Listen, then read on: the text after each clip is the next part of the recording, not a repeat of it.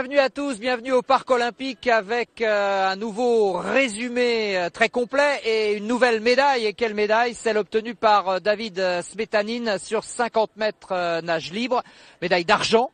Alors, médaille d'argent pour quelqu'un qui avait gagné déjà 2 fois l'or aux Paralympiques de Pékin. Est-ce que c'est une joie ou est-ce que c'est une demi-déception? Il y a forcément une petite déception parce que la première marche avec la Marseillaise, c'est quelque chose de particulier à vivre. Et on a toujours envie de commencer par une Marseillaise et une médaille d'or. Maintenant, je pense que c'est de bonne augure pour la suite. C'est une bonne course. Je fais une bonne finale avec un bon temps. Techniquement, je suis en place et il faut se tourner vers le 100 mètres maintenant et pas rester sur le 50. Voilà. Alors, moi, je vais atténuer un tout petit peu votre demi-déception pour vous dire que c'est Alex Boyon qui a commenté votre course et il était absolument déchaîné. David Smetanine dans les conditions du direct.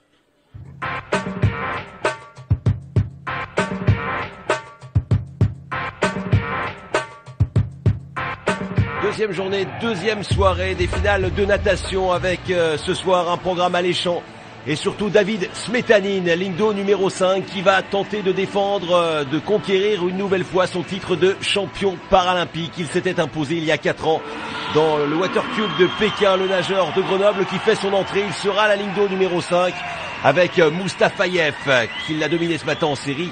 Juste à ses côtés, ligne d'eau numéro 4.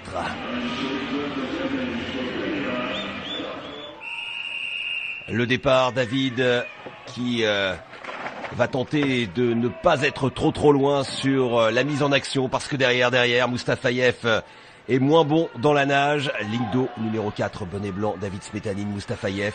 Et puis également Richard Oribe, le vice-champion paralympique espagnol, ligne d'eau numéro 2. Attention, départ. Et peut-être un nouveau sacre pour David Smetanine.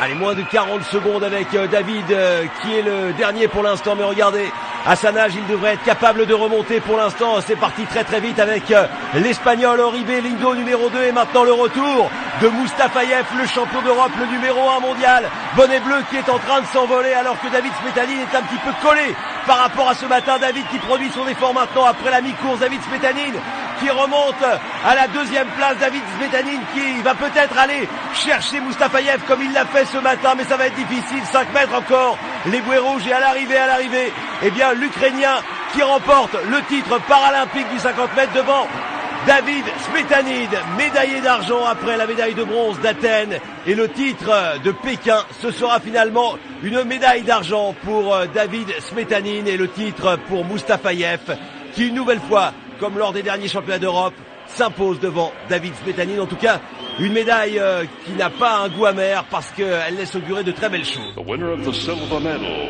representing France, David Smetanine. L'argent donc après l'or et le bronze, la collection complète pour David Smetanine sur l'allée simple. En attendant, et bien surtout la finale du 100 mètres et du 200 mètres où il devrait, grâce à sa nage, faire la différence. David Smetanine qui offre une nouvelle médaille à l'équipe de France. La journée des 50 mètres nage libre avec Elodie Lorandi qui va tenter de remporter un podium sur cette distance aux Jeux paralympiques. Elle avait remporté déjà une médaille d'argent à Pékin, mais c'était sur 200 mètres 4 nages.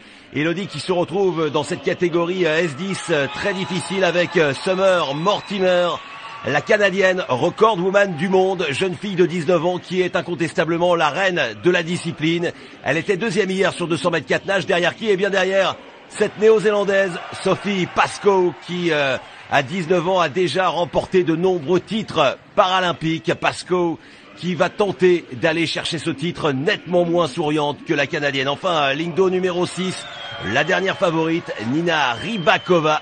La Russe tentera, elle, d'empêcher Elodie de monter sur le podium.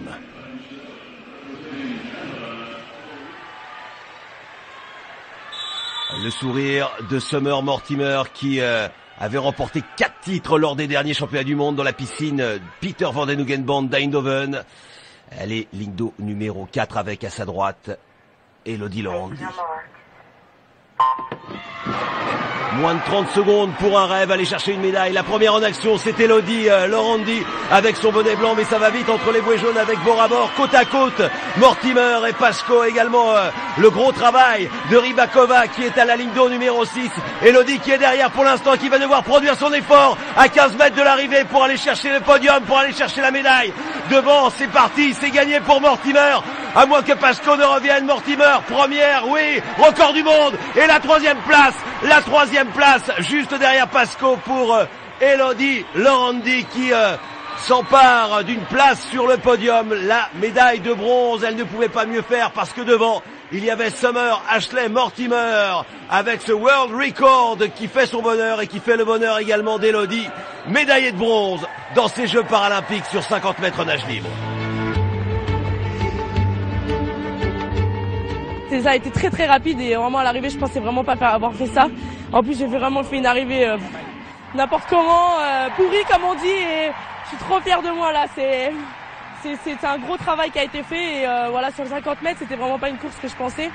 Et là voilà, j'ouvre le bal et je vais essayer de monter comme je dis crescendo, bronze, argent et or si je peux. Voilà, ça fait une médaille de plus pour Antibes. Voilà, une médaille de plus pour Antibes et de bronze et vraiment voilà, j'espère qu'ils me regardent et je les embrasse et merci encore une fois de m'avoir accueilli avec eux tout au long de l'année pour fournir tous ces efforts parce que je l'ai pas fait toute seule quoi.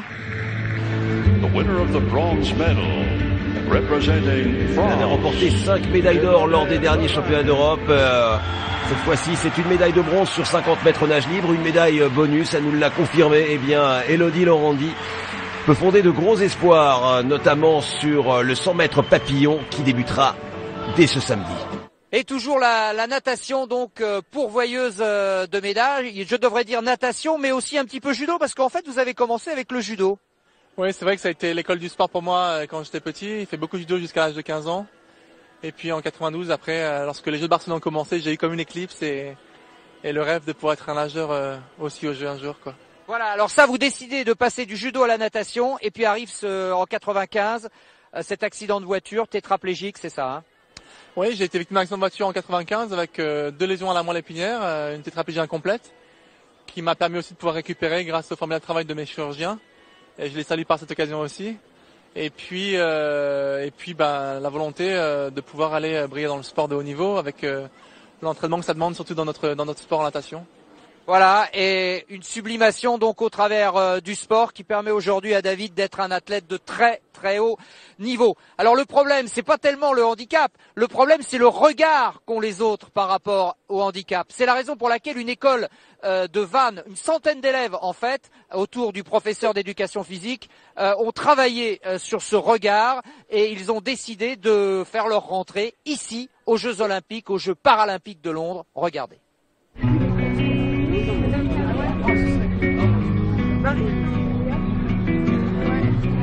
I'm gonna pick up the pieces and build a Lego house. On a rencontré des sportifs qui nous ont fait changer notre vue sur les handicapés. On les regarde plus pareil. Enfin, c'est des gens normaux maintenant. Enfin, même avant, mais voilà, notre regard il a changé.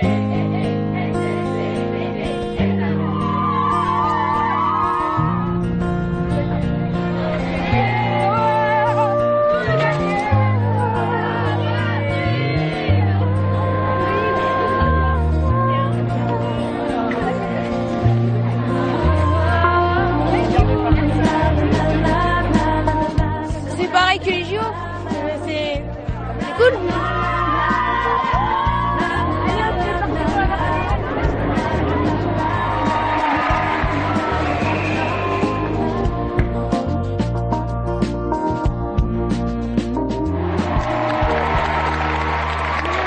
On a eu l'occasion de rencontrer, la chance de rencontrer des athlètes handi et valides, champions olympiques, champions du monde. Les élèves ont pu se mettre dans la situation du handicap, laisser les fauteuils, les yeux bandés, voir les médailles olympiques et voilà, et de voir maintenant ce que peuvent faire les athlètes, c'est formidable. On ressent du bonheur, du bonheur pour eux aussi pour participer à ces jeux. Même s'ils sont en difficulté, ils travaillent quand même et puis surtout ils lâchent rien.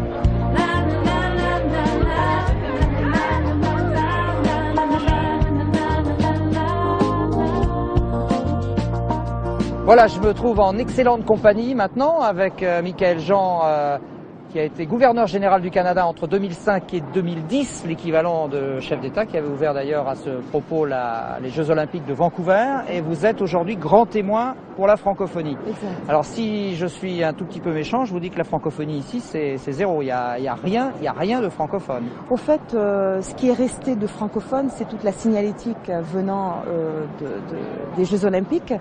Et la charte olympique ne s'applique pas aux Jeux paralympiques. Parce que Coubertin n'a rien à voir avec les Paralympiques. Exactement. Le mouvement est né ici en Angleterre, à Stroke, à Mandeville. Par contre, nous sommes en pourparlers en ce moment avec le Comité international des Jeux paralympiques pour leur offrir des services comme on le fait pour les Jeux olympiques. Ressources humaines, matériaux, outils, traducteurs et tout le reste. Et je crois que le mouvement paralympique en ce moment est dans un tel élan qu'il aurait avantage aussi à offrir des services en d'autres langues que l'anglais. Et bien sûr, nous sommes là pour le français, pour qu'ils servent mieux la communauté et la clientèle olympique francophone. Alors il y aurait aussi intérêt, à mon avis, à offrir du matériel à nos délégations francophones, parce que moi, personnellement, en voyant la cérémonie d'ouverture, j'ai souffert quelquefois, notamment pour les pays africains francophones qui m'ont l'air quand même très démunis. Alors en ce moment, la communauté francophone est en train de voir à cela, non seulement équipement, mais aussi des lieux d'entraînement, être là avec eux pour les soutenir, donc à la fois matériellement et psychologiquement, c'est important. On a parlé à beaucoup d'athlètes, j'ai passé la journée au village, je suis allée voir des compétitions et c'est clair que le besoin est là. Et dans un esprit vraiment de développement du mouvement paralympique, il est clair que ce sera intéressant de leur part de pouvoir mieux accompagner les athlètes des pays francophones et parmi eux les plus dépourvus effectivement. Presque vous représentez également le Canada qui a une vision du handicap, qui a intégré le handicap beaucoup plus facilement que dans certains pays francophones quand même. Pourquoi alors? C'est quoi? C'est dans votre culture? Oui, je pense que bon, c'est un cheminement. Hein. Par exemple, je suis canadienne, d'origine haïtienne, et je sais qu'en Haïti, par exemple, petit pays plus dépourvu, et dans les mentalités, c'était pas évident du tout d'accueillir comme il le faut les personnes ayant un handicap. Et depuis le tremblement de terre, d'un seul coup, il y a eu un sursaut dans les mentalités, il y a eu une prise de conscience. Et j'ai rencontré tout à l'heure les équipes de la délégation haïtienne, et c'est déjà autre chose. Et au moment où on reconstruit ce pays, il est clair que quand on va construire les édifices publics, qu'il faudra penser aussi à la question de l'accessibilité. Merci Michaël Jean. Je vous propose maintenant de voir ce qui s'est passé ce matin, toujours en natation avec Anita Fatis, qui était au départ des séries.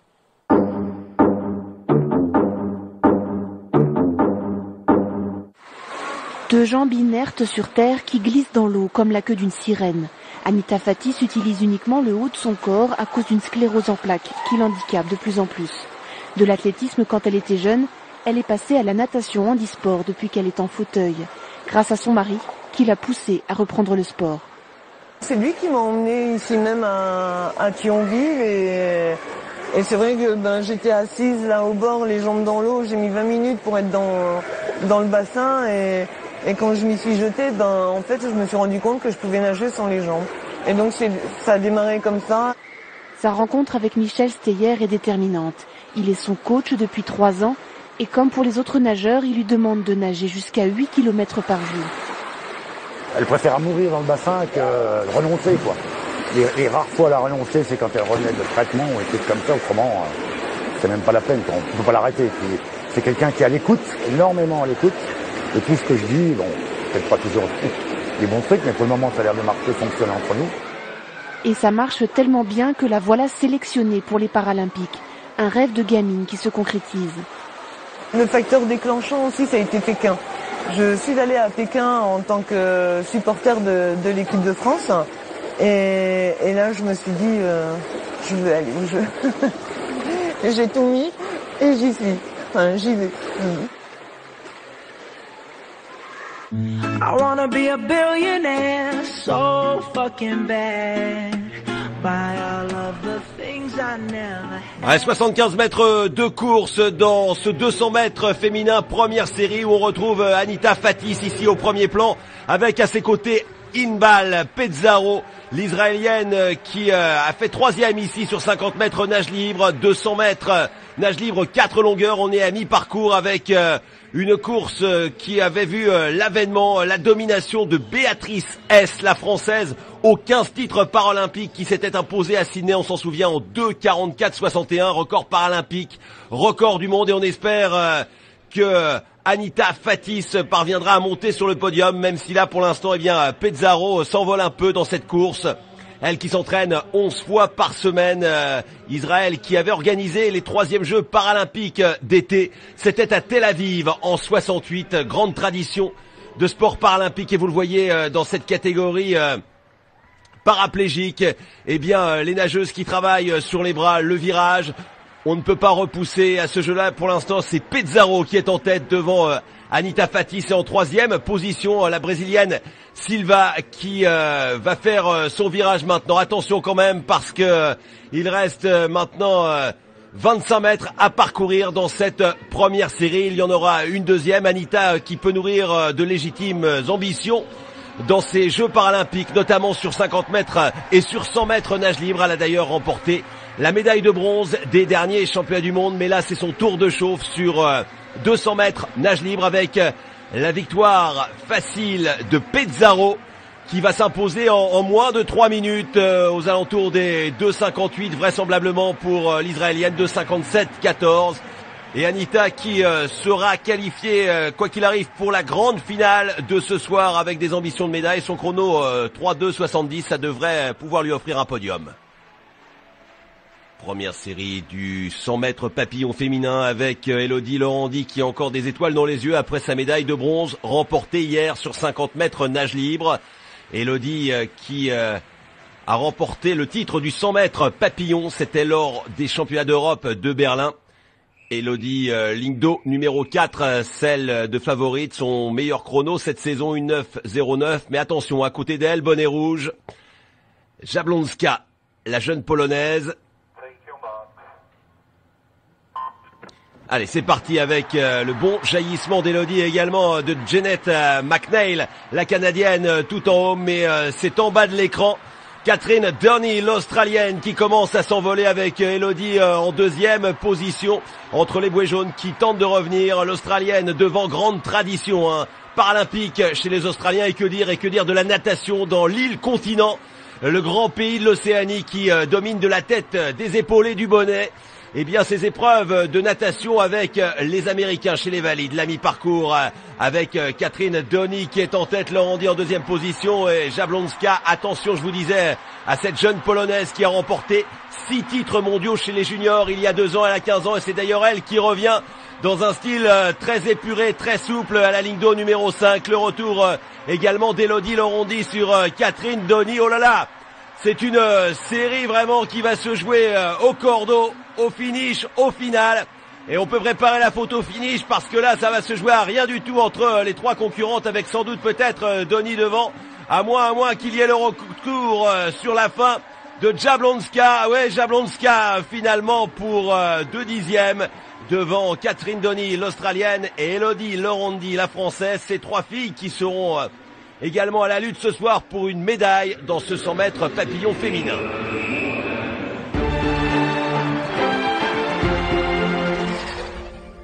Les finales de natation, c'est en fin d'après-midi, mais on va revenir avec Cyril Moret, notre consultant, sur la soirée hier au Vélodrome et l'exploit de Laurent Thirionnet qui est allé décrocher le bronze en poursuite individuelle après un scénario absolument incroyable. Laurent Belay.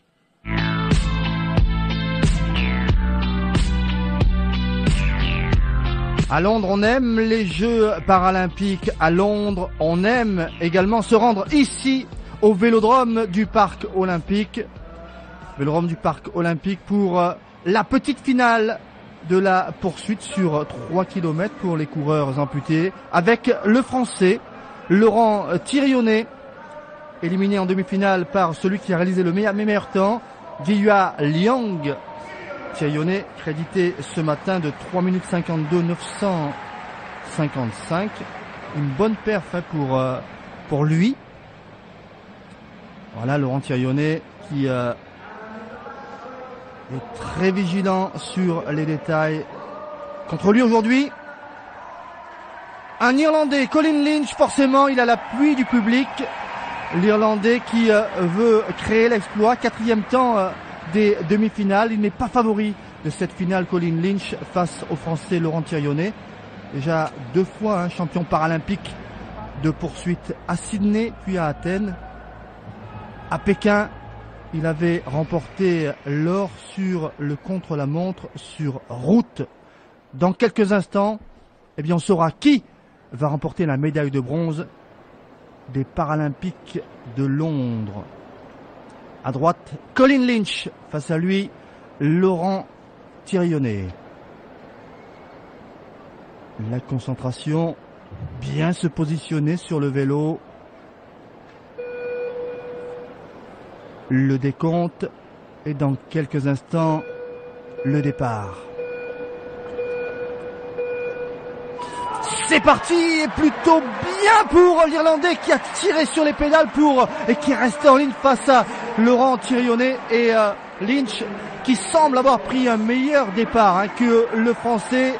Lynch que l'on retrouve maintenant, voilà, il s'assoit, il est lancé désormais, la même position pour lui pendant les 3 km. Lynch a-t-il pris le meilleur départ? Oui, l'Irlandais qui possède plus d'une seconde d'avance, 1 seconde et 2 dixièmes d'avance sur Laurent Thirionnet. Thirionnet qui a pris un départ difficile, mais on vous le disait, il fait de la route aussi, habitué à l'effort un petit peu plus long. Laurent Thirionnet qui doit maintenant produire son effort pour essayer de revenir. 500 mètres de course, c'est toujours le même écart, 1 seconde et 2 dixièmes pour l'Irlandais face au Français Laurent Thirionnet. Avec Colin Lynch toujours bien en ligne, qui a pris le meilleur départ. Il peut faire douter Laurent Thirionnet avec un écart qui reste quasiment le même après 750 mètres de course. Voilà, l'Irlandais qui pour l'instant est en tête face à Laurent Thirionnet qui peut-être amener une 2e médaille à la délégation française après celle obtenue par Charles Rosoy. Eh bien, Laurent Thirionnet pour l'instant dominé par l'Irlandais, l'écart qui se creuse légèrement au tiers de la course avec plus d'1 seconde, 1 seconde et 3 dixièmes d'avance pour l'Irlandais. L'Irlandais qui est bien en ligne, encouragé par le public du vélodrome de ce parc olympique, un vélodrome constamment rempli pour les exploits des cyclistes et toujours un avantage conséquent pour l'Irlandais. 1 seconde et demie maintenant d'avance sur Laurent Thirionnet. Le départ est passé, mais pour l'instant, eh bien, c'est l'Irlandais qui va un tout petit peu plus vite que le Français Laurent Thirionnet. Thirionnet qui ne doit pas douter, mais il a l'expérience. C'est un coureur expérimenté, un coureur qui a déjà connu des finales. Laurent Thirionnet qui perd encore un tout petit peu de temps avec 1 seconde et 8 dixièmes d'avance pour l'Irlandais Colin Finch face au Français. Finch tout près d'amener une médaille à l'équipe d'Irlande. Finch, le voisin irlandais qui est là et qui pour l'instant domine Laurent Thirionnet, alors que nous allons aborder bientôt le dernier kilomètre et toujours 1 seconde et 9 dixièmes d'avance pour l'Irlandais sur le Français, près de 2 secondes d'avance. Ça va être difficile pour Laurent Thirionnet pour aller décrocher une médaille de bronze avec toujours cet avantage conséquent pour l'Irlandais. Voilà, 2000 mètres, il ne reste plus que 1 kilomètre. On a fait les 2 tiers de la course maintenant et toujours un avantage conséquent pour l'Irlandais. Un avantage qui se réduit quelque peu, un peu moins de 1 kilomètre à faire dans cette finale de la poursuite entre l'Irlandais Colin Finch, le voilà, et le Français Laurent Thirionnet. Thirionnet qui a pris un départ difficile, qui a souffert au milieu de la course et qui pour l'instant produit son effort pour essayer de revenir, et il revient. 1 seconde et demie de retard seulement pour Thirionnet, 750 mètres à faire. Toujours l'Irlandais qui est en bronze maintenant dans cette finale, petite finale du 3 km poursuite pour les coureurs amputés, avec Laurent Thirionnet toujours en retard à 500 mètres de la ligne. Oh, le débours pour Laurent Thirionnet, eh bien il sera de 1 seconde tout juste. Allez, c'est faisable pour Laurent Thirionnet, mais il va falloir tout donner, absolument tout donner maintenant pour cette fin de course, avec la jambe qu'on ramène, avec un corps qui ne doit pas bouger pour que la pénétration dans l'air soit maximale. Et Laurent Thirionnet qui maintenant a 250 mètres à faire, absolument à bloc pour aller chercher une médaille avec 6 dixièmes d'avance pour l'Irlandais encore sur Laurent Thirionnet. La fin de course absolument incroyable, les 125 derniers mètres maintenant, et toujours un avantage, 3 dixièmes seulement pour l'Irlandais. Laurent Thirionnet peut-il le faire? Laurent Thirionnet, Colin Finch, Laurent Thirionnet, c'est Laurent Thirionnet!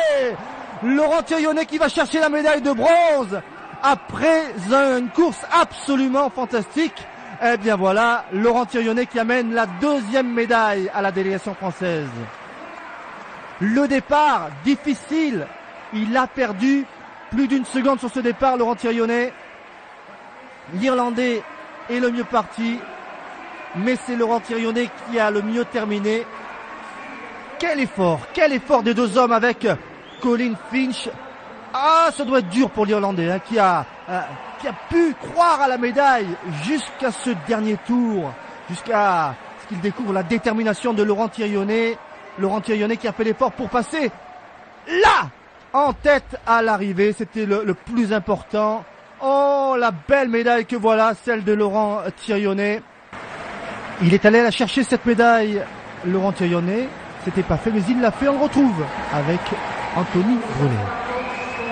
Et on a la chance effectivement de se retrouver avec Laurent en compagnie du médaillé de bronze, la 2e médaille donc de l'équipe de France. Laurent, on a vécu, on va pas vous le cacher, beaucoup d'émotions parce que vous avez fait un scénario à la Hitchcock. Il n'y avait pas 10 000 scénarios. Je savais très bien que l'Irlandais partait super vite et qu'au premier tour, il me mettait déjà 3 secondes au démarrage. Donc je savais que j'allais... on s'était mis d'accord, je m'affolais pas, je devais remonter dans le dernier kilomètre. Et là, le dernier kilomètre, c'était horrible et jusqu'à la fin, je me suis mis minable et puis voilà, je sais même pas combien ça se gagne.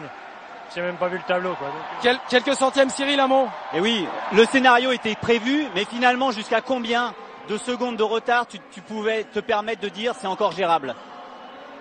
Une fois que tu prends, une fois que t'es à la sortie du premier kilomètre, si t'as plus de 3 secondes de retard, tu sais que ça va être super compliqué. Et là, sortie du premier kilomètre, il y avait 1 seconde et demie. 1 seconde et demie, voilà. Après, il suffit qu'il craque pas et qu'il soit dans un meilleur jour. Il suffit que je sois moins bien. Voilà. C'est du sport. Il faut. Il y a une part de chance aussi dans le sport. Quand ça se gagne à des dixièmes, c'est sur quoi? Sur une trajectoire. Il y a plein de choses, plein de paramètres qui entrent en ligne de compte. Et là, je suis content. J'étais pas venu pour cette discipline. C'est que du bonus, quoi. Donc ça prouve que sans une grande préparation en poursuite, je suis plutôt préparé pour le contre-la-montre qui aura lieu mercredi. Ce que j'allais dire, ça te met en bonne jambe pour la suite, tes courses de prédilection. Oui, là c'était un bon test, il fallait que je vois si j'étais dans le coup. Voilà, je suis largement dans le coup. Les 2 premiers, c'est des mecs qui se préparent pratiquement que pour ça. Le Chinois, il fait de la piste toute l'année, quoi.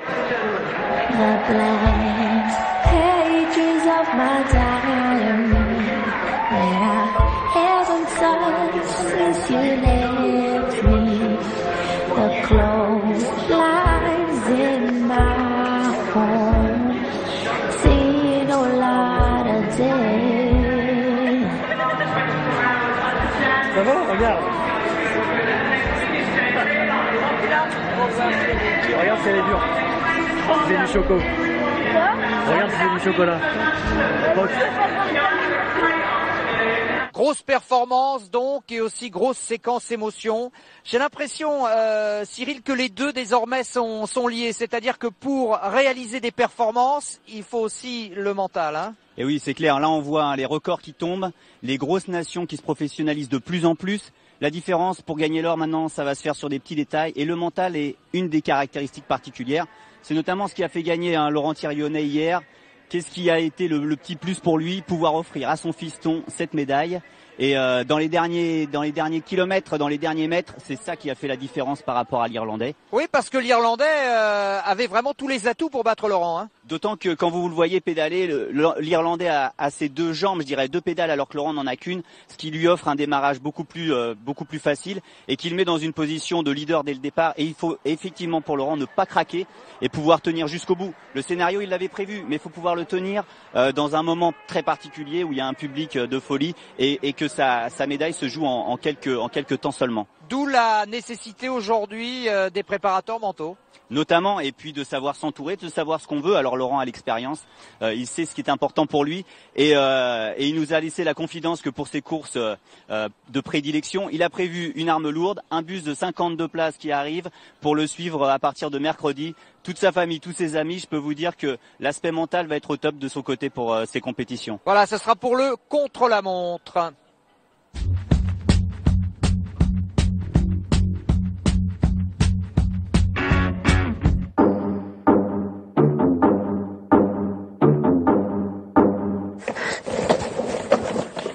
Bon, un coup, tu prends le ballon et tu commences un point dans la raquette. Seule avec son coach d'Angers, Dorothée Merriot, 29 ans, travaille point par point les faiblesses que son entraîneur national a décelées. Allez. En tant qu'ailière de l'équipe de France, elle doit encore travailler sa conduite de balle et sa dextérité. Allez, applique-toi, c'est facile là. C'est beaucoup aussi de répétitions, d'entraînement, pour pouvoir acquérir justement des automatismes. Donc beaucoup de travail avec de l'intensité pour pouvoir le reproduire après en match, quoi. Ouais. On vous laisse continuer. Merci. Merci pour la pause. Lève ta tête, mets du rythme. Allez. C'est bien. Encore. Dorothée, elle a beaucoup d'abnégation. Elle travaille beaucoup, elle se plaint jamais. Voilà, donc c'est quelqu'un qui presque en ferait trop, parfois. Mais en tout cas, c'est une grosse travailleuse, ouais. Puis elle entraîne beaucoup les gens avec elle. Donc elle va se mettre devant tout le monde, puis elle va dire allez, faut y aller, et tout le monde va la suivre. Une espèce de pouvoir d'attraction comme ça qui est important dans l'équipe. Gymnaste depuis l'âge de 8 ans, Dorothée a vu sa vie chavirer sur un salto arrière. Elle, qui rêvait de devenir prof de sport, s'est retrouvée à 23 ans paraplégique. Ça a été, après mon accident, ça a été pas une quête, je sais pas, mais j'ai eu ce besoin-là de pratiquer, d'essayer les activités qui se proposaient autour de chez moi, là, autour d'Angers. Et du coup, j'ai essayé plein d'activités pour essayer de retrouver les sensations que j'avais en tant que gymnaste. En testant et en essayant, j'ai voulu me prouver que tout ce que je pouvais faire valide, je l'ai fait ensuite, quoi. Battante et déterminée, Dorothée a même fait du sport son métier. Pour la Ligue de handball, elle développe la pratique par les personnes handicapées. Mais à Londres, c'est en tant que basketteuse qu'elle va batailler. Objectif, accéder au quart, mais après match, voilà. Avec les filles valides, les basketteuses valides, on les attendait peut-être pas forcément en tant que vice-championne olympique. Pourquoi pas, hein. Peut être la deuxième surprise.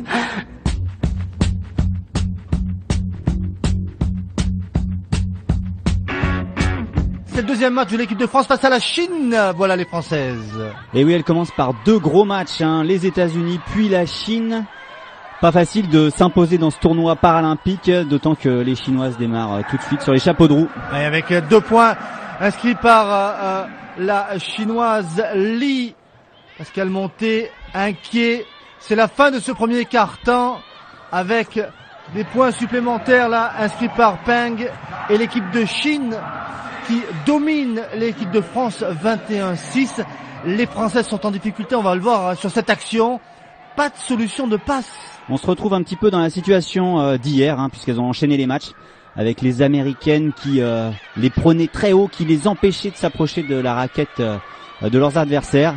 Et comme là, on cherche des solutions, les filles n'arrivent pas à descendre. Et même quand on croit que ça va arriver, finalement, vous voyez là, un manque de réussite, un manque de concentration qui fait que les actions n'aboutissent pas. Et les Françaises qui payent pour apprendre. Deuxième match, les 2 dernières minutes. Et vous voyez le score, 67-32 pour les Chinoises, avec 2 nouveaux points de Cheng, meilleure marqueuse du match. L'équipe de Chine qui avait remporté son premier match dans ce tournoi domine l'équipe de France. Compliqué le début pour l'équipe de France. Oui, pas facile. Il est sûr que hier on se disait contre les Américaines il y a des choses à placer. Là de nouveau on sent que les filles débutent et reviennent au haut niveau et on voit toute l'étendue du travail qui reste à faire.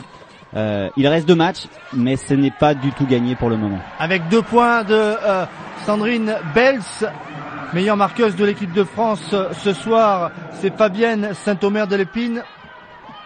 Et un score lourd pour les Françaises qui avaient encaissé 63 points contre les Américaines pour n'en rendre que 24. Et là, vous voyez, 69-34 pour l'instant pour cette équipe de Chine, la Chine victorieuse lors du premier match du Mexique, 53-46. Avec à nouveau Cheng sous le panier, ça ne marche pas et un ballon qui va sortir. La défense a bien fonctionné, hein. On voit que les filles se battent, hein. Elles sont en presse là tout terrain sur les Chinoises, ce qui fait que ça limite un petit peu les attaques des Chinoises. On a vu que sur la deuxième mi-temps, les filles ont réussi à stopper un petit peu l'hémorragie qui avait été consentie en première partie de match. Avec Dorothée Merriot, le tir, mais ça touche le cercle, mais ça ne rentre pas. Ballon récupéré avec Cheng. Et ça ressort vite côté chinois. Et vous voyez là deux joueuses démarquées. Et un panier et une contre-attaque qui facile. touche.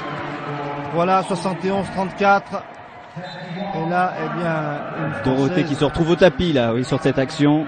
En difficulté. Dorothée Mériot, aidée par Agnès Glamp et vous voyez, c'est pas beau ça. Les deux filles qui s'entraident et hop, on retombe sur les roues. Alors vous savez, en fait, les fauteuils sont vraiment faits pour pivoter très vite et avoir une grande stabilité, mais malgré tout, sur certains contacts, il arrive vite de se retrouver les roues en l'air, et c'est souvent le cas de Dorothée, qui a un réglage un peu particulier. Avec Dorgé qui cherche une solution. On cherche les grandes. Blandine au shoot de loin, tire un petit peu forcé. Ça ne marche pas, et ballon qui est récupéré par les Chinoises. Les dernières secondes de ce match, deuxième match de l'équipe de France, on vous le disait, l'équipe de France féminine absente des Jeux Olympiques depuis les Jeux de Barcelone. Le retour est difficile avec une faute commise dans la dernière minute et donc 2 lancers francs accordés à l'équipe de Chine et à mademoiselle Zhang, capitaine de cette équipe chinoise. Qui a été très à droite tout au long de ce match, et on va voir que même en fin de match, les filles restent bien concentrées et très efficaces. Allez, le premier est manqué, bien s'appliquer sur le rebond du côté français.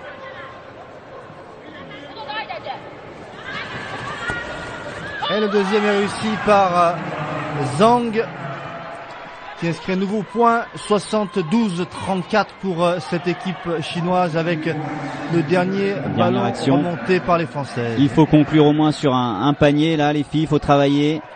Voilà, Dorothée était démarquée, shoot tranquille, mais manque de réussite là au cerceau. Et contre-attaque qui n'aboutira pas. C'est fini. Et bien voilà, défaite de l'équipe de France face à la Chine. C'était attendu, mais la défaite est un petit peu sévère. On voit le score. Demain, ce sera le match contre l'Allemagne, qui a battu les États-Unis aujourd'hui. Ce sera difficile pour les Français. Troisième match difficile, effectivement, à suivre.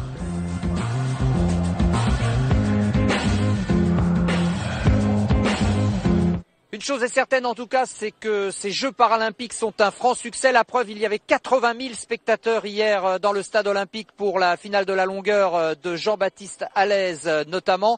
Et puis les séries du 5000 de Julien Casoli. Et puis il y en avait énormément aussi ce matin pour l'entrée en lice d'Assia El Hanouni sur 100 mètres plats.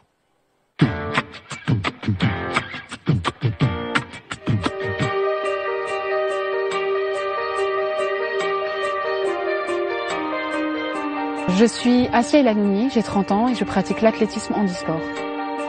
Ce qui m'a donné envie de pratiquer l'athlétisme, c'est Marie-Josée Pérec, quand je l'ai vue gagner en 92 à Barcelone et récidiver en 96 à Atlanta.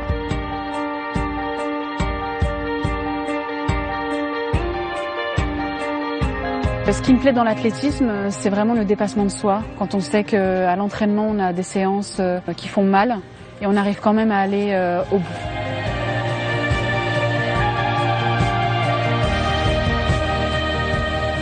Je vous donne rendez-vous le 1er septembre pour ma première épreuve, le 100 mètres, aux Jeux paralympiques de Londres.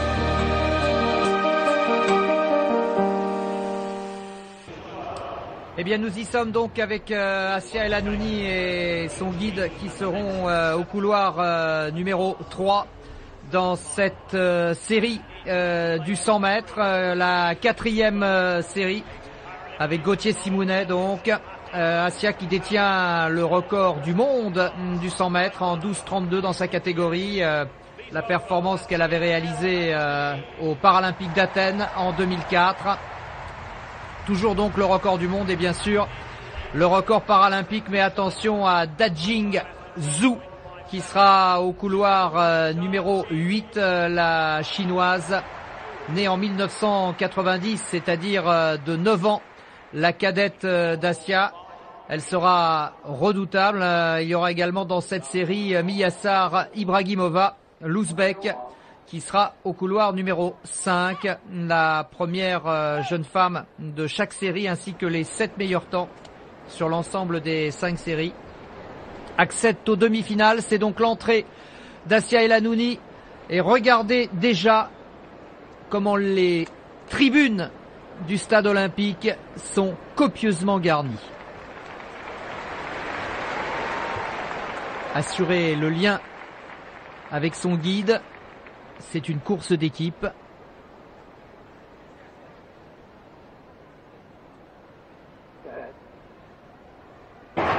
Voilà, bon départ donc pour Assia, mais super départ également pour Da Qingzu, la chinoise qui est en train de prendre la mesure de la française. Oh là, oui, il n'y a pas photo là. Victoire de la chinoise avec un chrono 12-14, nouveau record du monde pour Da Qingzu qui dépossède Assia Elanouni de son record du monde. Assia deuxième en 12-52, c'est son record personnel. Elle n'a absolument rien à se reprocher, en tout cas son meilleur temps de la saison. Et Zhu sera redoutable, 12-13, record du monde. La dernière série maintenant, la cinquième, avec Goshua Zhu, une autre chinoise, née également en 1990. Elle sera à l'extérieur avec son guide. Il y aura dans cette dernière série au couloir numéro 4 la cubaine Daenerys Mijan. Et puis vous la voyez ici, Elisabetta Stefanini, l'italienne, sera au couloir numéro 5. Et on est encore sous le choc là avec le record du monde établi dans la série précédente. Manifestement les Chinoises sont au rendez-vous, ce qui complique évidemment largement la tâche pour Assia Elanouni, qui doit faire face à la vague montante. Voyons comment Gowa Zhu va négocier son entrée en lice sur 100 mètres. Donc ce sont des jeunes femmes évidemment qui sont déficientes visuelles, pas forcément aveugles, mais qui distinguent seulement des formes, des ombres.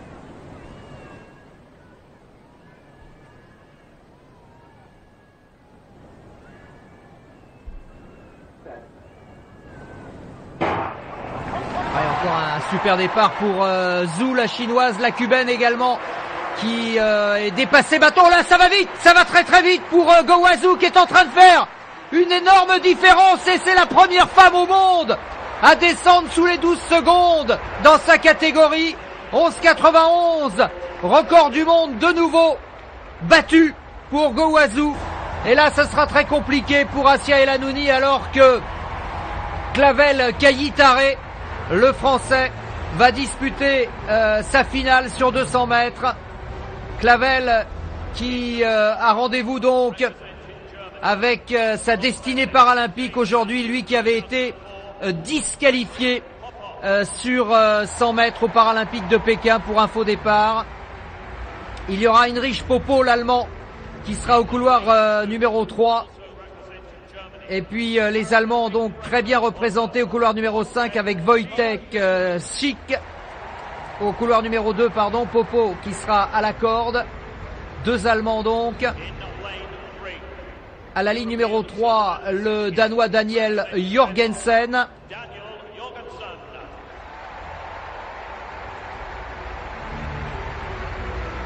Vous voyez, ce sont des athlètes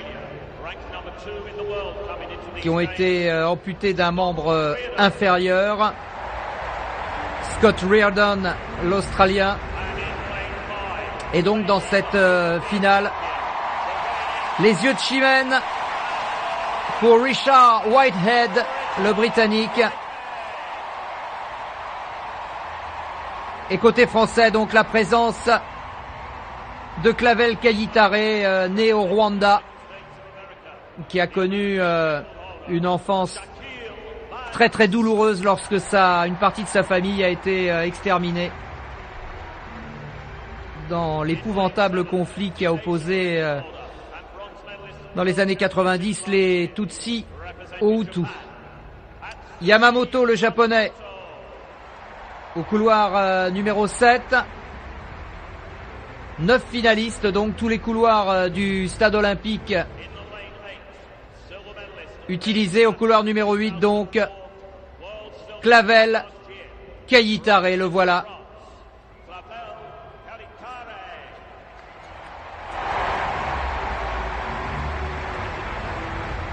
Et à l'extérieur, au couloir numéro 9, l'Américain Rudy Garcia Tolson.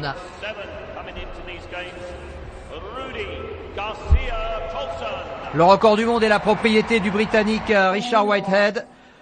24,93. Logique favori de la course. À Pavel maintenant, à Clavel pardon, d'aller chercher au bout de lui-même la récompense qu'il attend depuis si longtemps.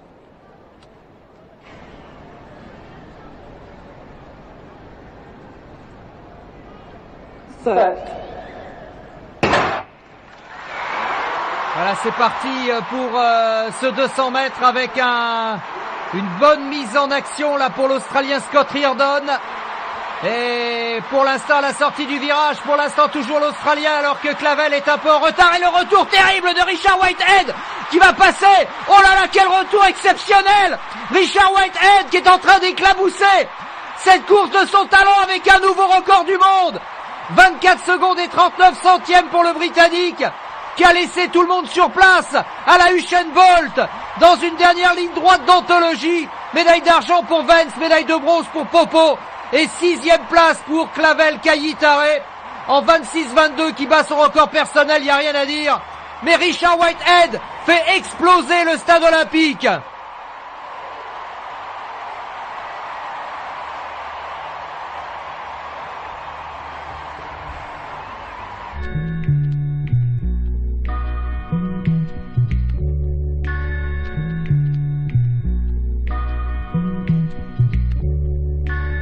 Saut en longueur, la finale, Jean-Baptiste Allèze figure parmi les favoris de ce concours.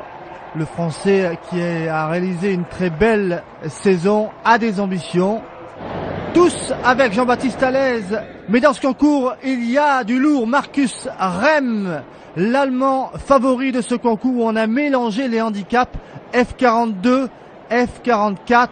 Marcus Rem avec Teddy Tamgo, il y ressemble, mais c'est Jean-Baptiste Allèze, évidemment, qui demande l'appui du public pour son premier essai dans ce stade olympique.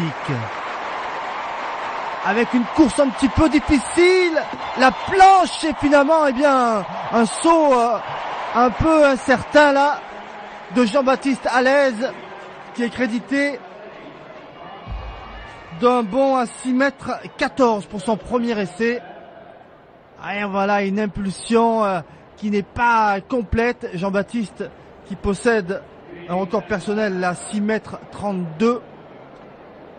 Pas complètement satisfait. Marcus Rem a son premier essai.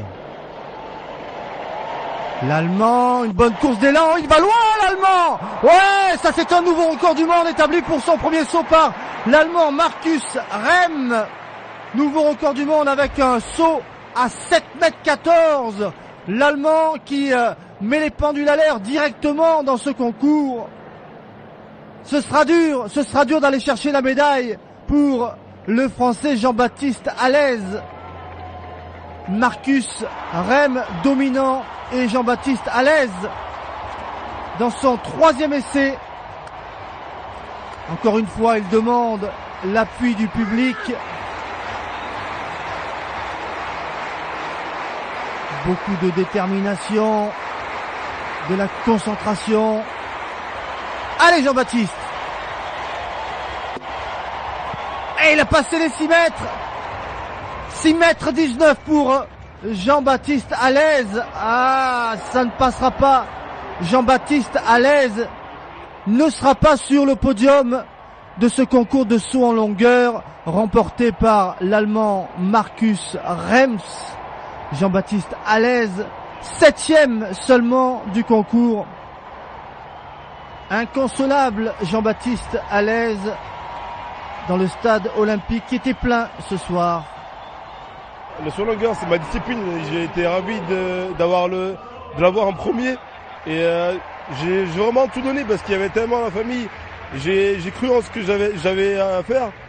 Et surtout que cette médaille elle m'appartenait. J'avais un objectif à réaliser, c'était mon rêve aujourd'hui et j'ai pas réussi. Donc c'est ce que voilà. Et quand je vois le fait de terminer 7e, mais 3e, si ça aurait été un concours comme ma catégorie, c'est ce qui me rend plus triste alors que j'ai tout donné, mais ça passait pas.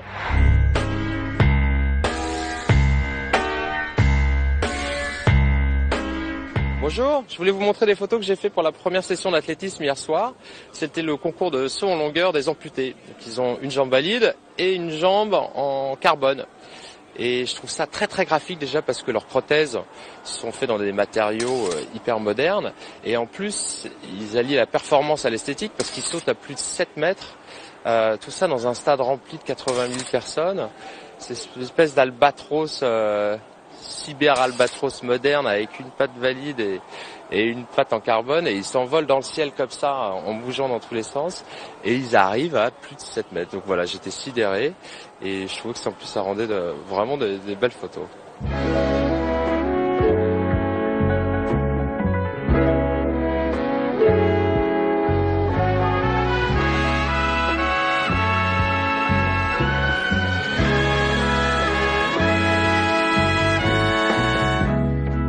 We people who are darker than blue, are we gonna stand around this town and let what others say come true? We're just good for nothing, they all figure.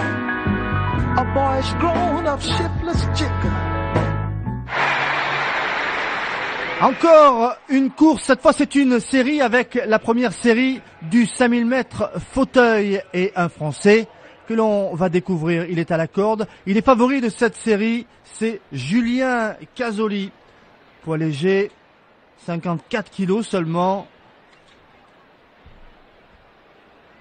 avec un départ dans quelques instants et toujours beaucoup d'atmosphère dans ce stade olympique.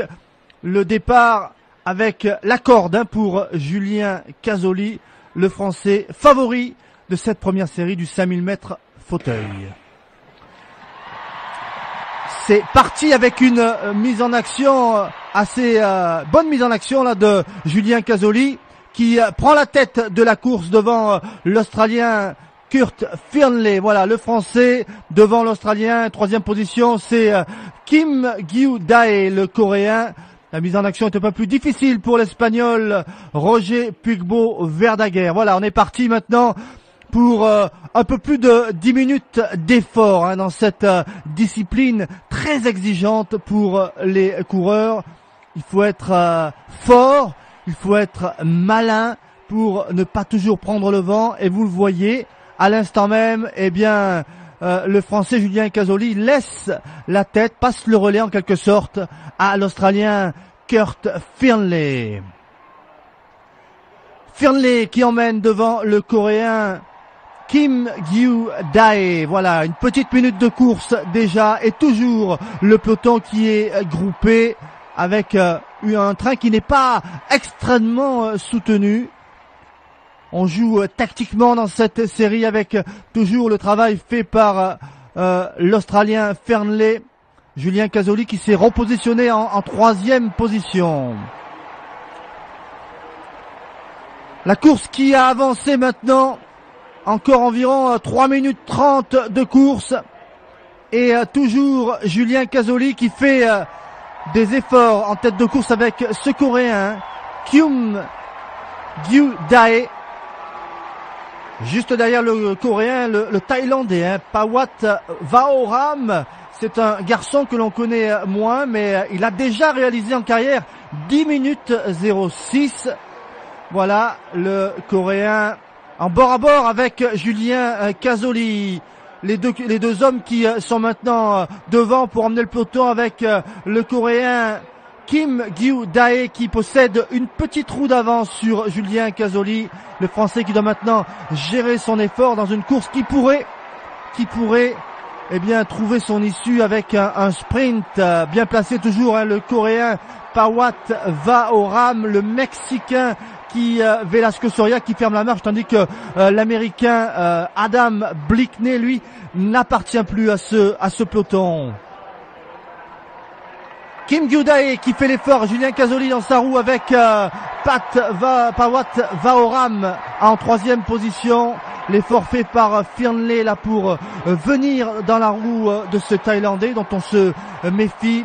Gros effort en tête de course de Kim Gyu-dae et Julien Casoli qui semble maîtriser cette course, cette première série du 5000 mètres fauteuil.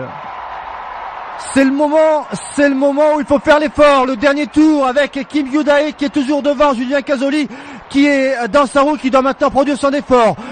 Kim Gyu-dae qui est devant avec Vaharam, le Thaïlandais qui est en 3e position. Effort maximal maintenant des concurrents de cette première série du 5000 mètres. Kim Gyu-dae qui fait un bel effort, il aura fait une belle course, hein. Le Coréen Julien Casoli qui maintenant, va peut-être produire son effort à l'extérieur dans le virage. C'est dur de revenir maintenant, c'est dur.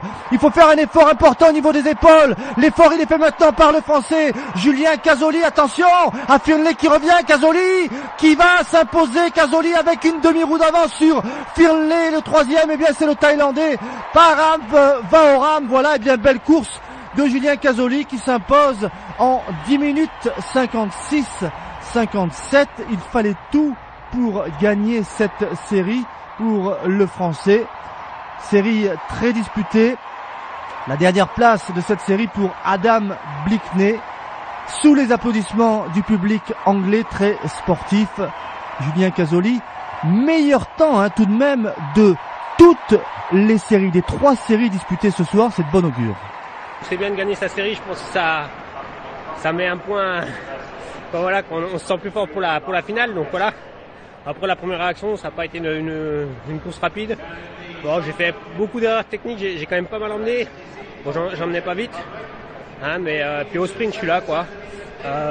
J'ai vu des mecs qui sont forts aussi quoi au sprint beaucoup parce que y a le Thaïlandais il est resté derrière moi à la speed jusqu'au bout. Donc voilà et puis voilà qu'on va dans la finale. Je vais aller regarder les autres courses voir comment ça se passe.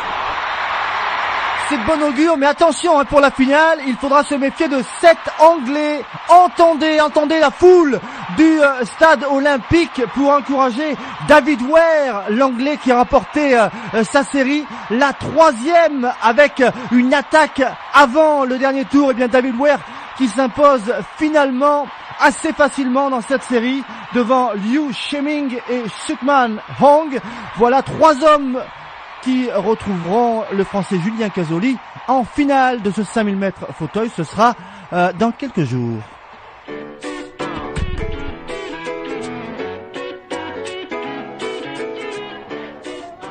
La première journée de football à 7 avec une belle rencontre entre la Russie, numéro 1 mondiale, et les Argentins. Les Argentins qui ont déjà concédé un but tout à l'heure à 9e minute.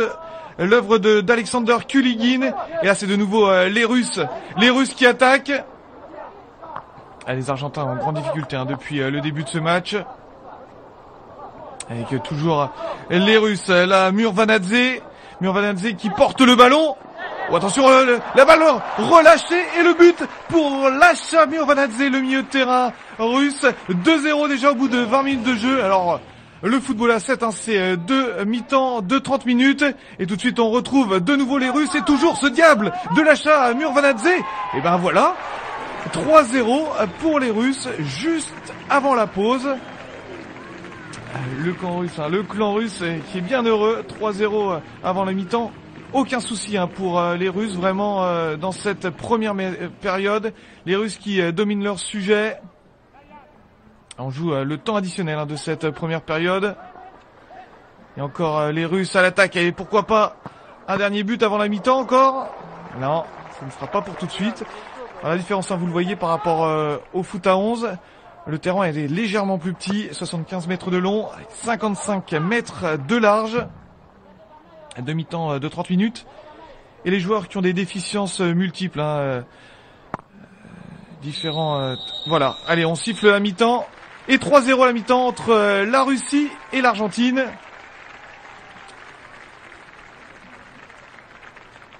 Voilà, l'entraîneur Dvandil Baranidze, bien heureux de voir ses joueurs regagner les vestiaires avec 3 buts d'avance. Et on se retrouve en deuxième mi-temps Et toujours ces diables de Russes à l'attaque. On le sait, hein, l'objectif pour les Russes. Voilà encore un but, magnifique celui-là. Le 4-0, le but d'Edouard Ramonov, l'attaquant. Il est très clair, hein, l'objectif des Russes, c'est remporter l'or olympique. Ça fait 2 fois qu'ils se font battre pour l'or olympique par les Ukrainiens qui sont double champions en titre. Et cette année, ils la veulent, leur victoire. Allez, pour le fun, 5-0. Voilà, ils déroulent, hein, les Russes. 5-0. Et toujours, hein, les Russes à l'attaque. Vraiment, on ne voit que du blanc sur le terrain. Oh, la belle claquette! La claquette, hein, de Gustavo Nawalkin. C'est le dernier rempart argentin, et vraiment sans leur gardien Nawalkin, l'addition pourrait être bien plus salée, bien plus corsée. Et toujours regarder ce travail, hein, côté gauche de la part des Russes. Oh, et la faute. Un bon coup franc là pour les Russes.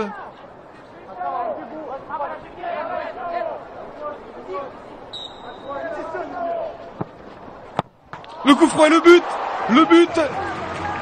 Alexander Kouligin, c'est le doublé, hein, pour Alexander Kouligin. Et vous voyez, hein, la stat est parlante. 13 corners à 3. 13 corners pour les Russes. Ah, ça sort. C'est difficile. Oh, il sauve la balle là, les Russes. Pourquoi pas encore mettre un petit but là qui viendrait vraiment sceller le sort de cette rencontre, même s'il n'y a pas vraiment eu beaucoup de suspense, hein. Regardez, vous voyez un petit peu la maîtrise technique de la part des Russes, malgré leur handicap. Les Russes vraiment très très forts. Vous voyez ce magnifique but encore de Vincheslav Liaronov. Et 7-0. Il reste 3 minutes à jouer. Et voilà, allez, ça rigole. Le dernier but pour venir conclure une belle rencontre là. Voilà la victoire 8-0 des Russes face aux Argentins. Allez, une bonne nouvelle pour terminer avec une nouvelle médaille d'argent cette fois pour Raphaël Wortz au tir à la carabine couchée, exactement comme aux Paralympiques de Pékin. Demandez le programme en fin de soirée, il y aura Arnaud Assoumani au triple saut et nos finales de natation bien sûr, avec un résumé complet en fin de soirée sur France 3. Quant à moi, je vous retrouve demain dans Stade 2. Soyez fidèles, merci.